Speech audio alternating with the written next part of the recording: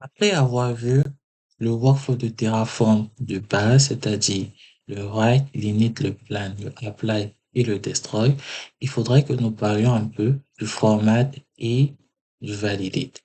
Alors, le format et le validate vous permettent en fait de, on va dire, d'arrondir les angles pour éviter certaines erreurs dans l'écriture ou le lancement de votre infrastructure, à partir du code, bien évidemment.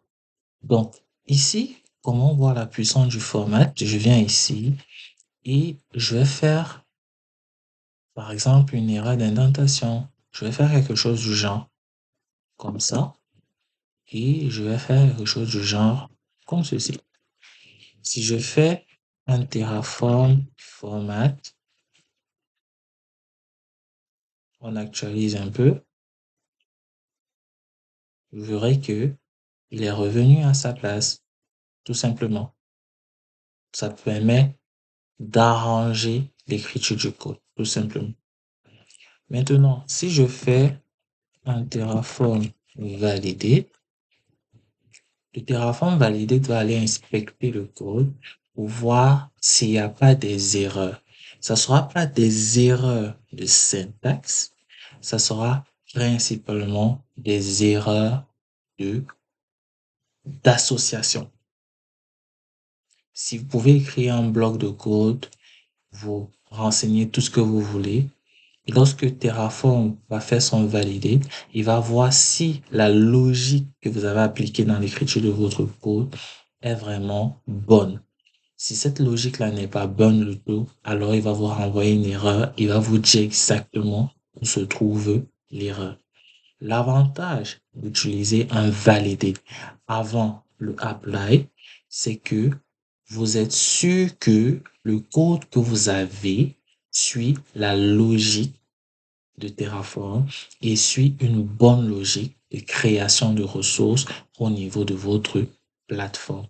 Tout simplement pourquoi? Parce que lorsque vous allez appliquer en fait le Terraform Apply, ce qui va se passer, c'est qu'il va générer un fichier Terraform State et à l'intérieur de ce fichier Terraform State, il va renseigner les ressources que vous souhaitez créer.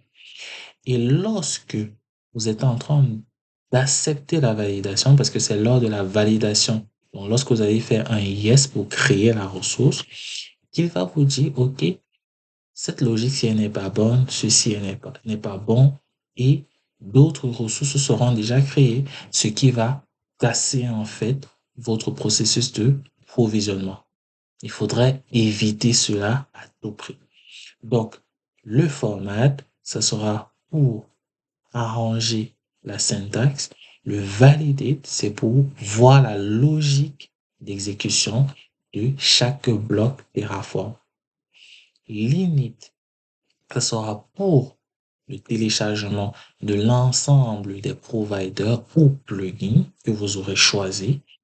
Le plan, ça sera un plan visuel de toutes les ressources, de tous les changements que vous souhaitez effectuer au niveau de votre plateforme ou tout changement que vous souhaitez rajouter.